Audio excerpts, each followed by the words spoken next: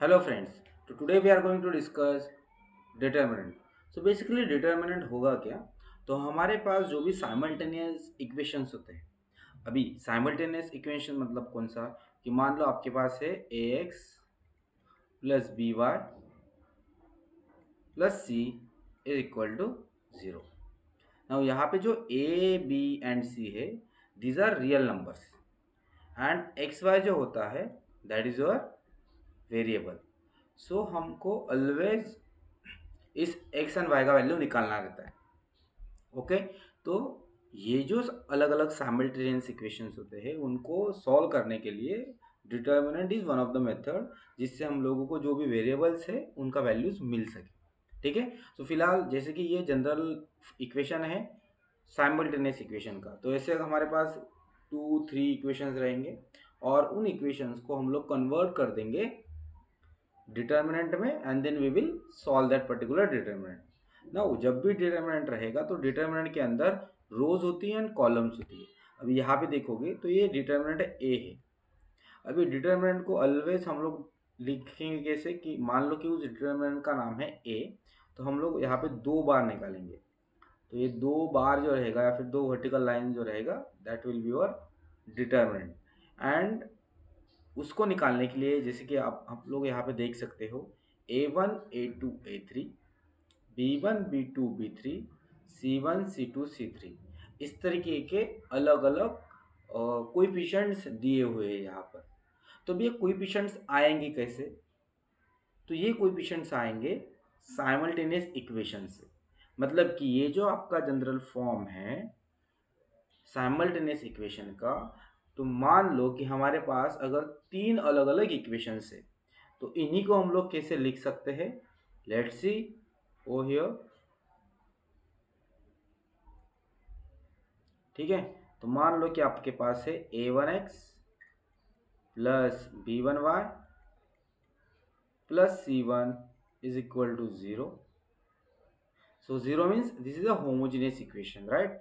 Then another equation which we have is a2x plus b2y plus c2 is equal to 0.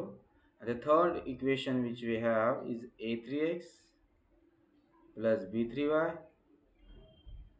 Plus c3 is equal to 0। तो यहाँ पर हमारे पास ये 3 अलग अलग साइमल्टेनियस इक्वेशंस है। Equation number 1, equation number 2 and equation number 3। अभी equation number 1 की अगर हम लोग बात करेंगे तो इक्वेशन नंबर 1 के अंदर जो है यहाँ पर इक्वेशन नंबर 1 के अंदर जो कोएफिशिएंट्स है वो कौन से? a1 b1 and c1, these are the coefficient. x and y are the variables. a2 b2 and c2 are the coefficient in second equation, and in the third equation the coefficients are a3 b3 and c3, and again x and y are variables. तो यहाँ पर हमारे पास जो भी coefficients है उन coefficients को हमको रो एंड कॉलम के फॉर्म में लिख देना है। तो यहाँ पे जैसे डिटर्मिनेंट ए आपने लिखा तो 2 बार आप लोगों ने निकाल दिया यहाँ पर। अब ये जो 2 बार है इन 2 बार्स को निकालने के बाद सबसे पहले जो भी x का कोएफिशिएंट है, जैसे कि x है वेरिएबल है, उसका कोएफिशिएंट क्या रहेगा? a1। सेकंड इक्वेशन के अंदर x का कोएफिशिएंट क्या रहेगा? a2। थर्ड कोई इक्वेशन के अंदर x का कोएफिशिएंट क्या रहेगा? a3। तो आपको a1 a2 एंड a3 ये रो के अंदर लिख देना है। देन y के कोएफिशिएंट लिख देना है, that is b1 b2 and b3। तो आपने सेकंड रो में b1 b2 एंड b3 लिख दिया। And in the third row what you did? c1 c2 and c3 ये जो कांस्टेंट है साइमल्टेनियस इक्वेशन के अंदर वो आप लोगों ने लिख दिया है। तो इसी तरीके से हम लोग डिटर्मिनेंट को लिखेंगे। अभी आपके पास यहाँ पे 3 इक्वेशंस है। Instead of that you will have 2 equations. तो आपका जो मैट्रिसेस बनेगा, सॉरी आपका जो डिटर्मिनेंट बनेगा वो बनेगा 2/2 का। अभी यहाँ पे 3 इक्वेशंस है तो यहाँ पे कितने का बना? ये 3/3 का, मतलब 3 रोज एंड 3 कॉलम्स। अगर 2 इक्वेशंस रहेंगे तो आपके पास जो डिटर्मिनेंट बनेगा वो बनेगा 2/2 का, राइट? अभी इस डिटर्मिनेंट को सॉल्व किस तरीके से करना है? तो इसको सॉल्व करने के लिए सबसे पहले आपको क्या करना है? ये जो सबसे पहला वाला a1 है उसको लिखना है और उसको मल्टीप्लाई करना है आपको एक छोटा सा, अगेन इसमें से ही हम लोग 3 अलग-अलग डिटर्मिनेंट निकालेंगे। जैसे कि आप लोग यहाँ पे देख सकते हो, अलग-अलग 3 छोटे-छोटे डिटर्मिनेंट निकाले हैं जिनका साइज़ है 2/2। अभी ये जो है 2/2 का है, this is also 2/2 and this is also 2/2। और यहाँ पे आप लिखोगे A1, यहाँ पे लिखोगे A2, यहाँ पे लिखोगे A3। A1, A2, A3 और साइन कैसा आएगा? A1 का साइन है प्लस, A2 का साइन इज माइनस, A3 का साइन इज प्लस। तो sign will be plus minus and plus. ये साइन भी इंपॉर्टेंट होता है, इसको नजरअंदाज नहीं करना है आपको। देन अभी यहाँ पे फर्स्ट टर्म के अंदर आपने A1 लिया प्लस साइन के साथ। अभी उस A1 को आपको मल्टीप्लाई करना है छोटे डिटर्मिनेंट से। अभी वो छोटा डिटर्मिनेंट का वैल्यू क्या है? B1, B2, B3, C2, C3। अब ये वैल्यूज आया कैसे? तो ये वैल्यू आया जब आप लोग A1 को कंसिडर करोगे तो आपको A1 के रो के अंदर जितने भी ये वाले एलिमेंट्स है और उसके कॉलम के अंदर जितने भी ये वाले एलिमेंट्स है, मतलब A2, A3 and B1, C1, इसको हाइड करना है। और बचे हुए कौन कौन से आपके एलिमेंट्स आए आपके पास? B2, B3, C2, C3। तो उसको एज इट इज लिख दिया, B2, B3, C2, C3। ठीक है ना? देन सेकंड टर्म के अंदर -A2, मतलब आपने A2 लिखा। अगेन A2 का पूरा रो एंड पूरा कॉलम आपको हाइड करना है। बचा क्या?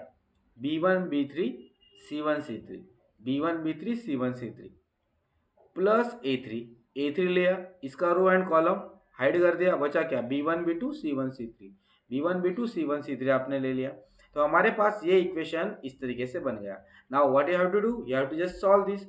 अभी ये पर्टिकुलर जो डिटर्मिनेंट है उसको सॉल्व कैसे करोगे? 2/2 का अगर रहेगा तो B2 will multiply two C3 and B3 will multiply two C2। और एक क्रॉस मल्टीप्लिकेशन करने के बाद इन दोनों का क्या करना है? आपको सब्सट्रैक्शन करना है। जैसे कि अगर मेरे पास कोई एक डिटर्मिनेंट है, एग्जांपल के तौर पर 4 2 एंड 3 2, तो ये मेरे पास डिटर्मिनेंट है। Now I have to solve this one, right? So मैं क्या करूंगा? 4 को 2 से मल्टीप्लाई करूंगा तो कितना मिला मेरे को? 8 मिला।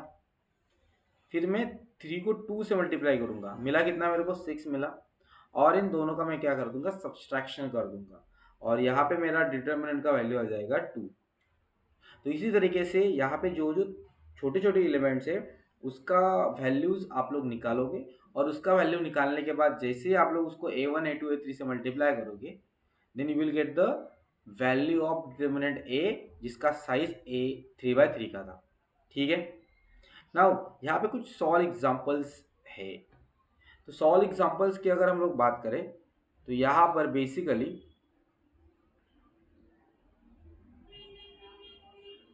ओके, तो बेसिकली यहाँ पे ये डिटर्मिनेंट दिया हुआ है जिसके अंदर कितने सबसे पहले इसका साइज कितना है? 3/3 का। वाई 3/3? भाई इसमें 3 रोज है एंड 3 कॉलम्स है, इसीलिए। अगर 4 रोज एंड 4 कॉलम होते थे तो हम लोग 4/4 का बोलते थे। 2 रोज एंड 2 कॉलम्स होते थे तो हम लोग 2/2 का बोलते थे। जिसकी मैंने यहाँ पे एग्जाम्पल में बताया आपको, ये क्या है? आपका 2/2 का डिटर्मिनेंट है। तो यहाँ पे ये 3/3 का डिटर्मिनेंट है। अभी इसका वैल्यू आपको निकालना है। तो first of all what you will do, तो यहाँ पे ये जो सबसे पहला एलिमेंट है इसको आप लोग यहाँ पे लेना है और उसको मल्टीप्लाई कर देना है किससे? तो अगर आपने इस एलिमेंट को लिया तो इसका ये वाला रो हाइड करना है और ये वाला कॉलम हाइड करना है, मतलब उसका corresponding rows and column you have to hide. And जो भी बचे हुए एलिमेंट्स है जैसे कि 4 2 1 6, उसको 2/2 के डिटर्मिनेंट के अंदर लिख देना है। देन आपने ये 2 ले लिया, 2 के बाद आपको क्या लेना है? 3 लेना है। 3 आपने ले लिया यहाँ पे। अभी यहाँ पे 3 लेने के बाद आपको साइन कौन सा लेना है? माइनस, ये भूलना नहीं है। तो यहाँ पे 2 का साइन प्लस था, यहाँ पे 3 का साइन माइनस है। तो यहाँ पे साइन इस तरीके से वेरी करेगा, प्लस माइनस प्लस। तो यहाँ पे जो सबसे पहला एलिमेंट रहेगा उसका रहेगा प्लस, इसका रहेगा माइनस, अगेन इसका रहेगा plus. So alternatively it will very, right? Okay, so now आपने 2 को लिया, उसका करस्पॉन्डिंग डिटर्मिनेंट ले लिया जो 2/2 का था, -3 लिया। अभी 3 लेने के बाद आप क्या करोगे? इस 3 का ये वाला कॉलम एंड ये वाला रो हाइड करोगे। बचा क्या? 1 2 3 6, 1 2 3 6 मिल गया आपको। देन +5 किया मैंने। अभी यहाँ पे +5 क्यों? क्योंकि यहाँ पे प्लस माइनस प्लस आना चाहिए। अभी ये 5 लेने के बाद बचे हुए कौन कौन से एलिमेंट्स है? तो मैंने इसका करस्पॉन्डिंग ये वाला रो हाइड किया, ये वाला रो हाइड किया। बचा क्या? 1 4 3 1, 1 4 3 1 बचा। अभी ये बचने के बाद यहाँ पे 2 आपने एज इट इज ले लिया। अभी उस 2 को मल्टीप्लाई कौन करेगा, ये पर्टिकुलर डिटर्मिनेंट का वैल्यू। उसका वैल्यू कैसे निकालोगे, 4 को 6 से मल्टीप्लाई करोगे, 4 6 जा 24, और माइनस करोगे इस 2 और 1 के मल्टीप्लीकेशन से। सिमिलरली -3 एज इट इज, 1 6 जा 6, 2 3 जा 6, 6 minus 6 plus 5 as it is, 1 1 जा 1, 4 इंटू 3 12। अभी इस तरीके से इसको सॉल्व कर लिया, और सॉल्व करने के बाद we got -11 as my answer. तो बेसिकली जब भी आपके पास इस तरीके से 3/3 का डिटर्मिनेंट दिया रहेगा, आप लोगों को सिंपली उसको इस फॉर्म में लाके सॉल्व करना है, एंड सॉल्व करके आपको जो वैल्यू है उस डिटर्मिनेंट का, you will get that. Okay, तो आपको समझ में आया। तो जो जो मैंने आपको सिखाया है उसको जस्ट हम लोग क्या करेंगे ना, उसको हम लोग जस्ट समराइज कर देंगे। तो डिटर्मिनेंट हम लोग यूज कब करेंगे, तो सबसे पहले डिटर्मिनेंट यूज करना है आपको जब भी आपके पास साइमल्टेनियस इक्वेशन रहेंगे तब। अभी साइमल्टेनियस इक्वेशन का जनरल फॉर्म की अगर बात करेंगे तो a1x या फिर आप लोग उसको ax by plus c is equals to 0 बोलोगे। So this is the general formula of simultaneous equation, जहाँ पे x एंड y के आपके वेरिएबल्स है, a b एंड c क्या है, रियल नंबर है। ठीक है, तो जब भी आपके पास इस तरीके से साइमल्टेनियस इक्वेशंस आएंगे तो उसको सॉल्व करने के अलग अलग तरीके हैं, राइट। दो अगर इक्वेशंस रहेंगे तो आप लोगों को पता है कि साइमल्टेनियस इक्वेशन एक कोई ग्राफिकल मेथड से सॉल्व कर सकते हैं, सब्स्टिट्यूशन मेथड से सॉल्व कर सकते हैं, एलिमिनेशन मेथड से सॉल्व कर सकते हैं, and third one is determinant, मतलब determinant method is also there by which you can solve that simultaneous equation. तो यहाँ पे इसको आपको सॉल्व करना है, और उसको सॉल्व करने के लिए आपको सबसे पहले उसको इस फॉर्म में लाना है।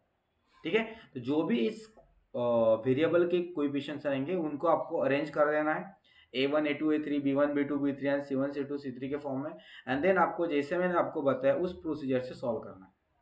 आई वुड सजेस्ट कि आप यहाँ इस तरीके के 4 या 5 क्वेश्चंस को सॉल्व करें, और उसको सॉल्व करने के बाद आप वहाँ पे मिस्टेक्स करोगे, एंड देन उसी मिस्टेक से आपकी लर्निंग होगी, एंड देन ये वाला डिटरमिनेंट का कंसेप्ट आपका अच्छे तरीके से प्रिपेयर हो जाएगा। ओके, सो आई होप कि आपको ये समझ में आया रहेगा।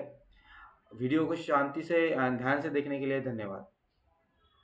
मिलते हैं नेक्स्ट लेक्चर में।